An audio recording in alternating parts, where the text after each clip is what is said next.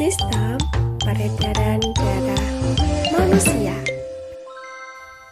Halo teman-teman, bagaimana kabar kalian hari ini? Apakah kalian sudah siap untuk belajar? Ayo kita mulai.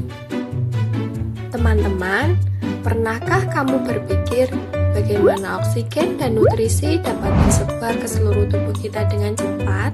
Semua itu terjadi berkat sistem yang sangat penting di dalam tubuh kita, yaitu sistem peredaran darah. Sistem peredaran darah manusia terjadi melalui dua organ, yaitu jantung dan pembuluh darah.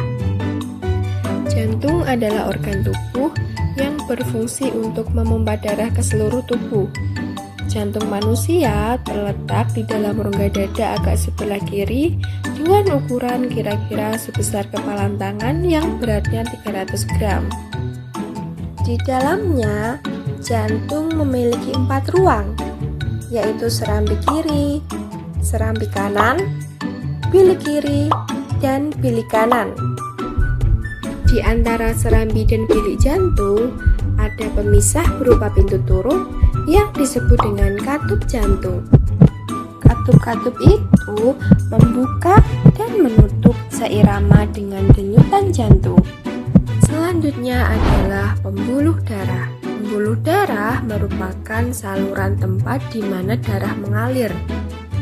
Berdasarkan arah aliran darah, pembuluh darah dapat dibagi menjadi dua, yaitu pembuluh nadi atau arteri dan pembuluh balik atau vena.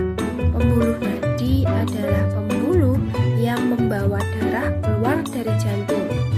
Pembuluh nadi biasanya membawa darah bersih yang kaya akan oksigen. Nah, pembuluh nadi yang terbesar disebut dengan aorta. Sedangkan pembuluh balik merupakan pembuluh yang membawa darah kembali ke jantung. Pembuluh balik biasanya membawa darah kotor yang kaya akan karbon dioksida. Pembuluh balik memiliki banyak katup di sepanjang pembuluhnya agar darah tidak bisa berbalik arah. Berdasarkan panjang jalur yang ditempuh, peredaran darah manusia dibedakan menjadi peredaran darah besar dan peredaran darah kecil. Peredaran darah besar berlangsung dari jantung ke seluruh tubuh kecuali paru-paru dan kembali ke jantung. Sedangkan peredaran darah kecil berlangsung dari jantung ke paru-paru dan kembali lagi ke jantung. Untuk lebih jelasnya, mari kita simak perjalanan darah dalam tubuh manusia. Bilik kiri akan memompa darah bersih untuk diedarkan ke seluruh tubuh melalui pembuluh nadi. Darah bersih terus mengalir di sepanjang pembuluh nadi hingga akhirnya masuk ke pembuluh kapiler di dekat sel-sel tubuh.